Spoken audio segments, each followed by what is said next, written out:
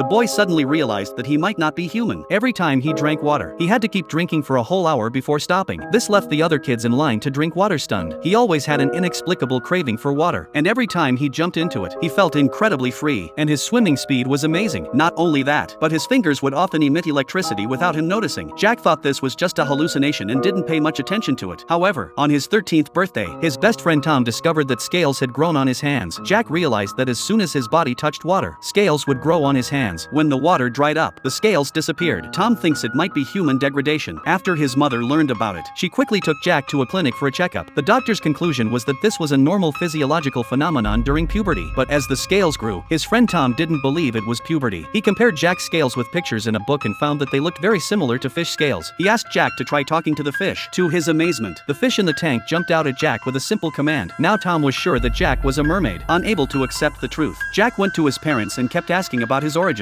Fearing the loss of Jack, the two of them had to conceal the truth. Jack had to go to the faucet and wet his arm with water, and the fish scales instantly climbed all over his arm. Seeing the scales on Jack's arm, they could only tell the truth. They confessed that Jack had suddenly appeared on their boat while they were sailing. So Jack went to the sea area where he had been discovered, planning to find his biological parents.